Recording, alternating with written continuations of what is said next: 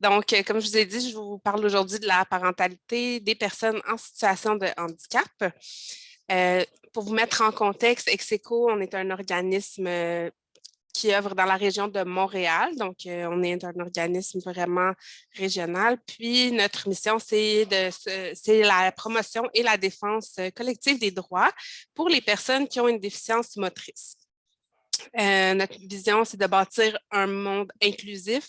Puis pour ça, ben, on passe par l'accessibilité universelle.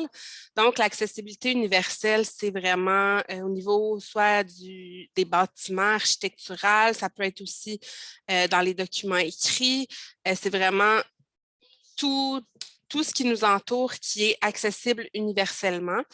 Puis ça, c'est bon pour les personnes en situation de handicap, mais c'est aussi utile pour toutes les personnes là, dans la société, que ce soit des parents avec des enfants en poussette avec ou sans handicap, pour les personnes âgées. On sait que la population est vieillissante, pour les personnes qui ont une déficience ou une limitation visuelle aussi, les personnes qui ont des bagages. Donc, c'est vraiment pour tout le monde l'accessibilité universelle et c'est ce qu'on prône chez Execo.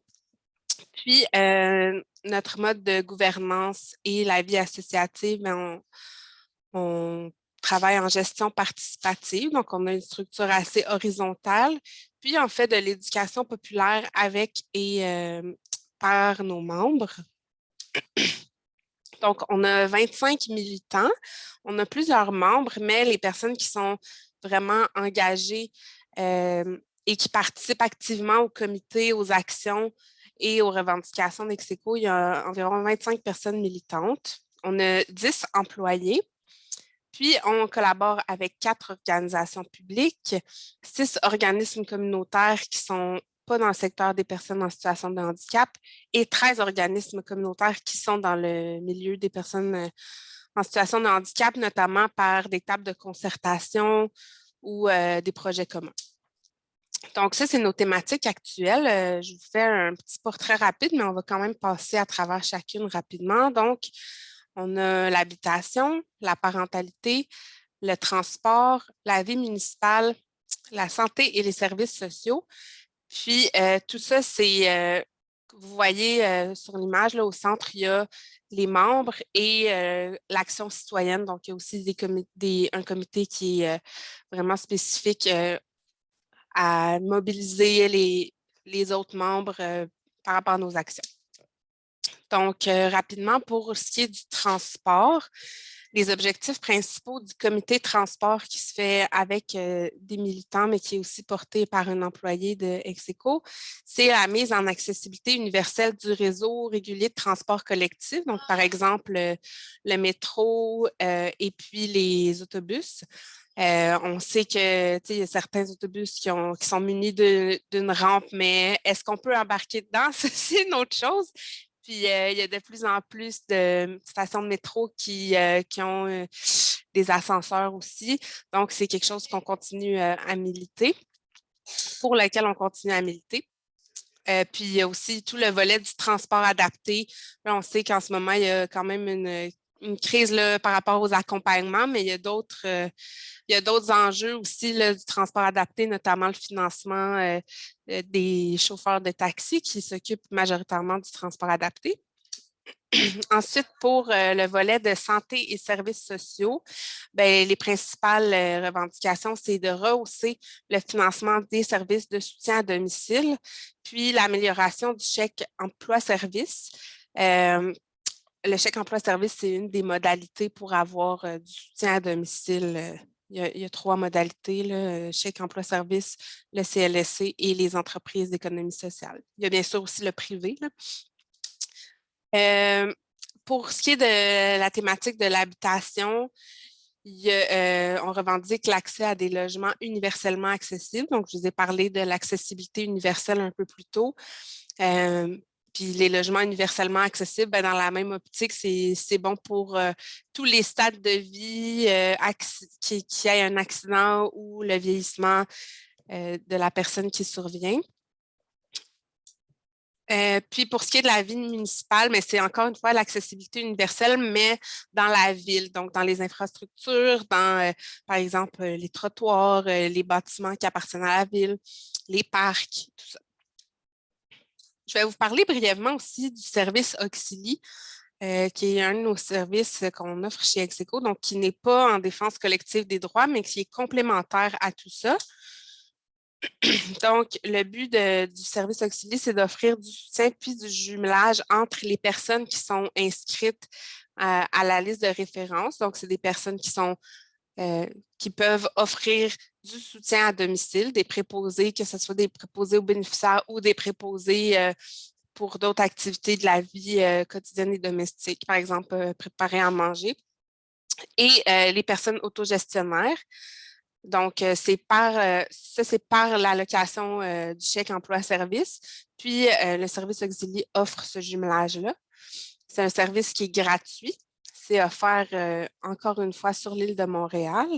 Puis, c'est pour les personnes qui ont une déficience motrice, pour les familles qui ont des enfants qui ont une déficience ou pour les personnes aînées qui ont besoin et qui ont obtenu, en fait, par le CLSC la modalité du chèque emploi-service. Donc, le service Auxilie, c'est principalement du jumelage, mais il y a aussi du soutien puis des outils. Il y a des ateliers d'information. Ils organisent des groupes de discussion aussi. Je ne vous en dirai pas plus parce que Auxilie va justement faire une présentation le 15 novembre à midi. Fait que je vous ai quand même établi la base, mais vraiment pour aller plus en profondeur, si c'est quelque chose qui vous intéresse, mes collègues vont faire cette présentation-là pour vous donner tous les détails le 15 novembre à midi. Donc, je vous invite à vous y inscrire. Donc là, le sujet principal aujourd'hui, c'est la parentalité en situation de handicap.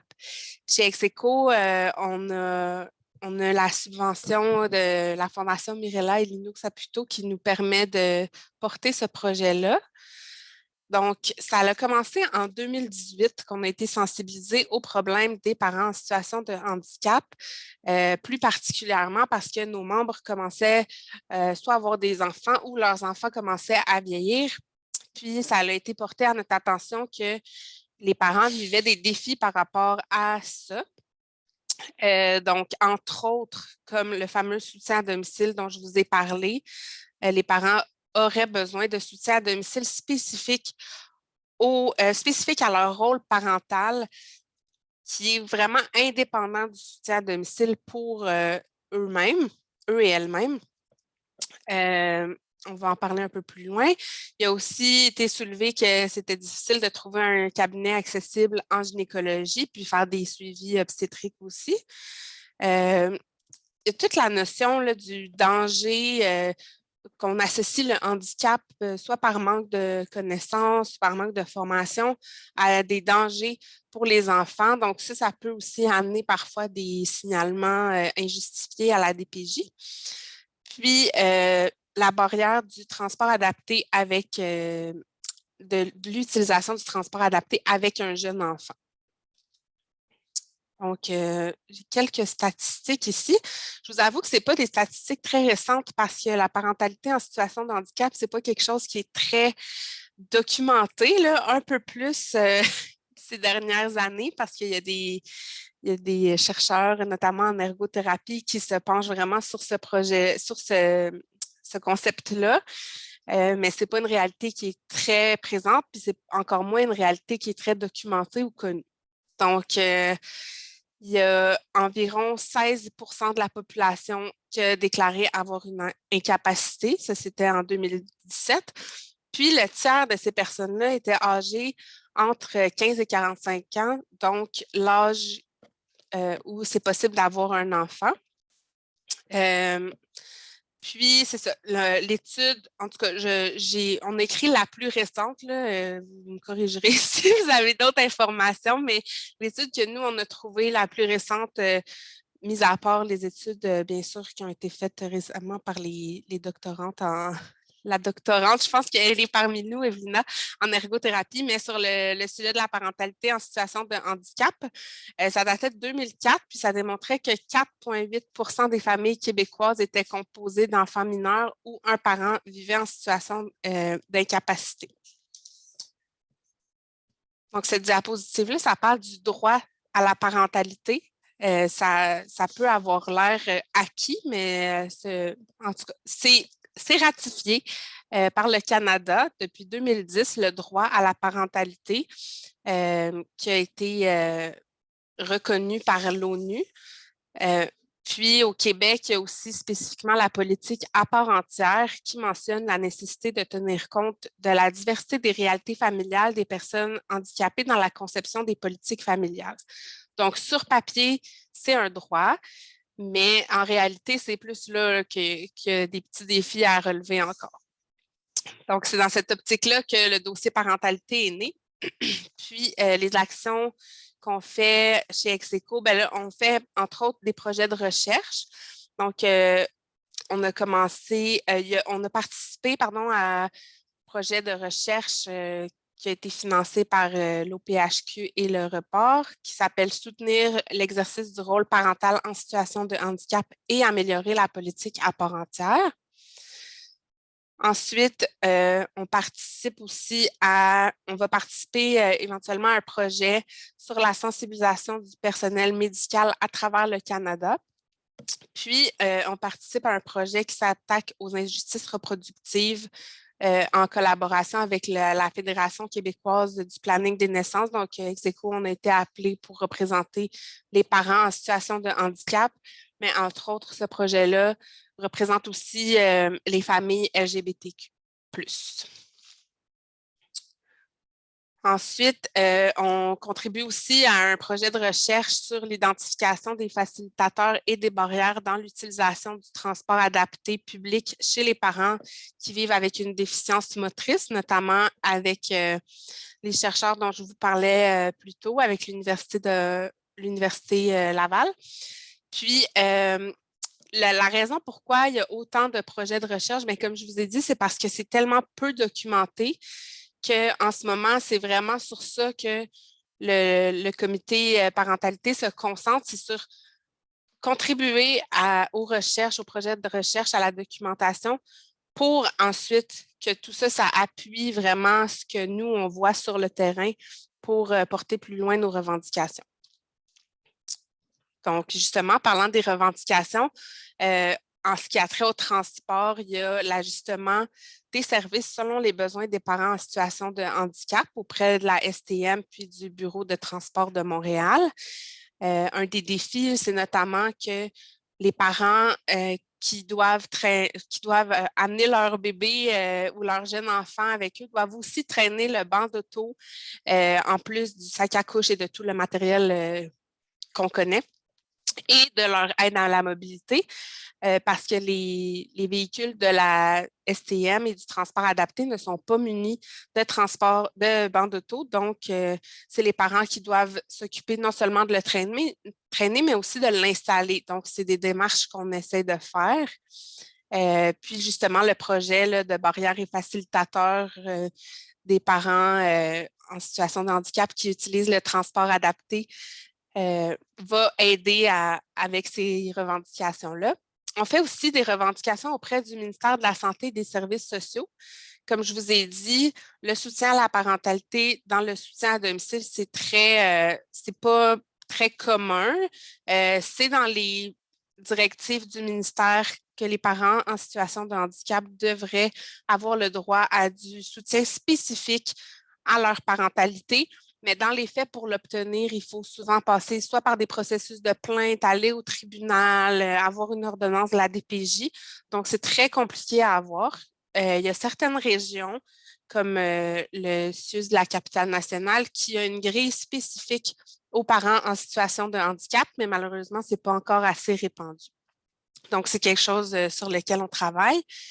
Puis, on collabore aussi avec le CHUM, qui a nouvellement une clinique spécifique pour les mamans et futures mamans et personnes qui vont enfanter. et qui ont mis sur pied un comité handicap et grossesse, donc avec des organismes communautaires et des personnes qui ont vécu des grossesses en situation de handicap pour vraiment que les services soient adaptés puis tiennent compte des vécus des personnes en situation de handicap. On a aussi rédigé des mémoires, donc notamment si c'est un droit d'être parent, ne l'oublions pas. Si ça vous intéresse de les lire, les mémoires sont sur notre site Internet. Pardon.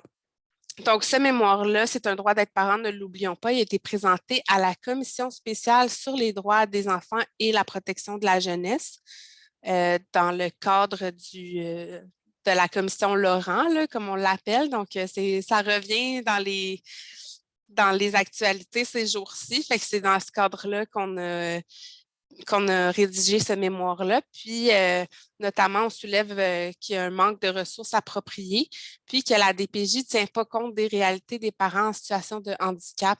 Il y a souvent des signalements, comme je vous ai dit plus tôt, qui sont faits dès que les parents en situation de handicap accouchent, liés à leur déficience motrice ou à un manque de compréhension puis de connaissance des handicaps, des ressources que les personnes peuvent avoir ou des ressources qui n'existent pas. Puis, on a aussi rédigé le mémoire pour un droit de la famille inclusif, aussi en 2019. Ça, c'était dans le cadre de la consultation publique sur la réforme du droit de la famille. Puis, c'est une recommandation pour reconnaître les parents en situation de handicap dans la réforme de la santé et des services sociaux. Pardon.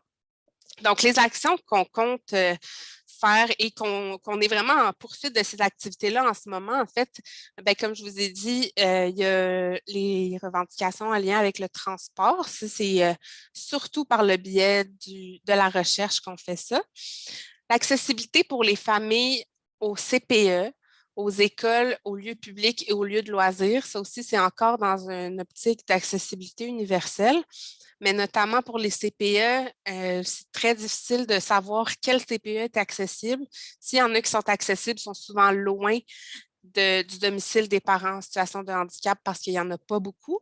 Et aussi, c'est difficile de savoir lesquels parce que sur la plateforme la place 05, ce n'est pas indiqué quels CPE sont accessibles ou non. Donc, c'est des représentations qu'on fait, qu'on est en train de commencer à faire.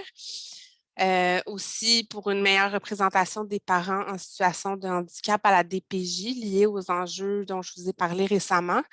Donc, ça, ce qu'on souhaite faire, c'est surtout se pencher sur de la formation, de la sensibilisation au personnel de la DPJ, au personnel médical aussi, parce que les signalements sont parfois faits par le personnel médical, puis créer des outils adaptés qui tiennent compte des réalités des parents en situation de handicap. Pour ce qui est du personnel médical, j'ai parlé plus tôt qu'on va participer éventuellement à une recherche.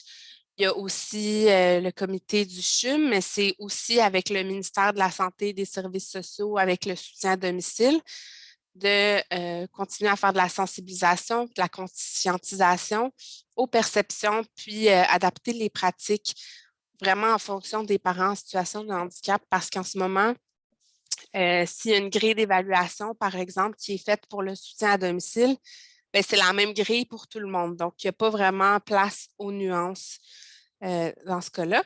Puis, on aimerait ça faire des liens avec les organismes communautaires familles, les institutions publiques et les universités. Donc, pour les organismes communautaires familles, c'est d'aller à leur rencontre, de savoir c'est quoi leur pratique actuellement en lien avec l'accessibilité, est-ce qu'ils connaissent des parents en situation de handicap? Est-ce que leurs activités sont adaptées aux parents en situation de handicap? Puis sinon, comment on peut faire pour que ça le devienne? Les institutions publiques puis les universités, mais c'est surtout les universités, c'est surtout les programmes en travail social puis en sexologie, donc d'essayer d'intégrer un volet parents en situation de handicap dans ces programmes-là. Puis les institutions publiques, bien, c'est, comme je vous ai dit tantôt, le ministère, les CIUS, les CLSC et tout ça. Donc, on travaille beaucoup en concertation, notamment dans le cadre des recherches, mais aussi pour mettre en commun les problématiques des personnes en situation de handicap. Donc, on a quelques témoignages de parents qui ont eu un bébé en situation de handicap. Donc, on a Geneviève qui dit que d'utiliser son réseau social, de demander des conseils, d'aller sur des groupes Facebook, ça l'a vraiment aidé. Puis, de travailler en équipe en tant que parent aussi. Souvent, les personnes en situation de handicap sont considérées comme le deuxième parent ou le parent secondaire parce que des fois, c'est le parent qui n'a pas de handicap quand c'est le cas, qui est considéré comme étant le plus en charge. Donc, c'est important pour elle de travailler en équipe, de ne pas se laisser impressionner par les professionnels de la santé parce qu'on est quand même expert de notre situation, puis d'aller vers les ressources qui ne sont pas spécifiquement dédiées aux personnes en situation de handicap, mais qui pourraient quand même offrir des services aux personnes en situation de handicap. Ensuite, Isabelle dit qu'en tant que parent, c'est vraiment un travail constant de convaincre le personnel médical des capacités puis des adaptations en tout cas dans son cas, qu'elle a été capable de faire par rapport à sa parentalité, que les infirmières n'ont pas de formation spécialisée et qu'on s'adresse toujours aux parents sans handicap en premier, comme je vous disais. Que c'est important de se préparer d'avance. Donc, dès l'annonce de la grossesse, c'est souvent un réflexe que les parents ont, mais de se préparer vraiment d'avance avec, par exemple, des ressources spécialisées pour adapter le logement, pour avoir des outils qui vont être qui vont tenir compte des limitations fonctionnelles et tout ça. Puis d'être doux et clément envers soi-même. À cause que, c'est ça, il y a plusieurs obstacles, fait que ça peut souvent être facile de culpabiliser, mais il faut quand même se rappeler souvent le contexte, puis d'être doux envers soi-même. Puis l'impact de la pandémie, bien, elle a dit que la pandémie a eu un impact sur elle encore plus que les autres parents qu'elle connaît, parce que, par exemple, ben là, elle ne pouvait pas nécessairement recevoir de personnes chez elle et tout ça. Donc, Patrick dit qu'on est parent avant d'être handicapé. C'est une identité première avant le handicap, qu'il a fallu des démarches judiciaires avec la DPJ pour obtenir du soutien à domicile lié à son rôle parental et qu'il n'y a pas de mesures spéciales déjà prévues dans le système. Donc, il faut toujours s'adapter puis trouver des chemins différents pour y arriver. Anna dit qu'il ne faut pas se juger à notre premier essai. C'est correct de faire des essais-erreurs. Je pense que ça s'applique à tous les parents avec ou sans handicap. C'est important aussi d'être évalué dans son environnement à domicile avec ses outils et adaptations, plutôt que de se faire évaluer, par exemple, à l'hôpital lors d'un suivi de grossesse. C'est important de se faire confiance, puis encore une fois, de convaincre le personnel médical. Pierre Daniel, lui, c'est un papa, il dit qu'il faut se préparer à être une ombre sur le mur parce que l'attention est portée sur la mère jusqu'à la naissance, puis après ça, on évalue les capacités du futur papa. Puis c'est important, encore une fois, lui aussi il dit que c'est important de se préparer à l'avance et puis d'avoir plusieurs plans et de contacter les organismes qui peuvent aider avant l'accouchement. Donc, on a mis quelques ressources ici qui ne sont pas nécessairement des ressources spécifiques aux personnes en situation de handicap, mais par exemple, le groupe d'entraide maternelle fait des relevailles, des activités puis des loisirs après la naissance. Puis, bien que ce n'est pas un groupe spécifique aux personnes en situation de handicap, c'est pas rare que ce groupe-là accompagne des mamans en situation de handicap puis qui viennent à domicile pour les accompagner dans cette période-là. Ensuite, il y a le CIP, donc les services intégrés en périnatalité et en petite enfance. C'est un programme des CIUS CLSC. Puis, c'est des suivis dans les 3 derniers mois de la grossesse jusqu'à ce que l'enfant ait 4-5 ans. Par contre, ce n'est pas ouvert à tout le monde. Là. Il y a vraiment des critères spécifiques au CIP. Donc, c'est soit être avoir peu d'entourage ou être dans une situation dite précaire. Donc, il faut vraiment avoir l'évaluation pour avoir accès à ce programme-là, mais c'est une ressource qui existe. Sinon, il y a Coopère, qui est spécifiquement pour les papas, pour soutenir l'engagement paternel, pour soutenir la coparentalité. Puis, encore une fois, ce n'est pas un organisme spécifique aux personnes en situation de handicap, mais c'est pas rare qu'ils font de l'accompagnement aux papas en situation de handicap, entre autres par des séances individuelles. Des fois, ils vont à domicile, des fois, ils font des ateliers dans leur organisme. Puis, ils sont là vraiment pour accompagner les papas. Il y a Alternative Naissance aussi qui offre des plans d'accompagnement. C'est vraiment, encore une fois, en périnatalité. Puis, cette ressource-là aussi est habituée aux grossesses qui sont dites atypiques. Donc, ça peut agir comme pivot pour aller chercher d'autres services dont le parent aurait besoin. Ensuite, il y a la clinique Parents Plus. J'en ai pas parlé plus tôt, mais c'est la seule clinique au Québec qui fait du suivi pour les personnes en situation de handicap en ergothérapie. Donc, cette clinique-là offre des équipements adaptés, des services à domicile. Puis, même si c'est situé à Montréal, il y a toujours des collaborations avec des ergothérapeutes des autres régions pour prêter du matériel, faire des évaluations et tout ça. C'est jusqu'à ce que l'enfant ait 2 ans. Puis finalement, il y a l'Association québécoise des personnes de petite taille qui a créé une trousse qui s'appelle Tous Parents grâce aussi à d'autres organismes qui ont collaboré. Puis cette trousse-là, elle est constituée d'un guide écrit, puis il y a des capsules vidéo aussi. C'est vraiment spécifiquement à la parentalité en situation de handicap. Donc, il y a des témoignages. En fait, les capsules vidéo sont vraiment basées sur le guide. Donc, c'est très complémentaire. Il y a des témoignages, il y a des partages d'outils, de ressources de parents en situation de handicap. Donc, voilà, c'était ça pour ma présentation.